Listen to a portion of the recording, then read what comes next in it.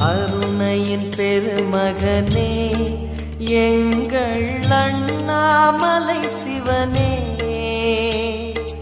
ஆடிய பாதத்தில் ஓரிடம் வேண்டும், ஆடிய பாதத்தில் ஓரிடம் வேண்டும். அருள்வாயீஸ்வரனே,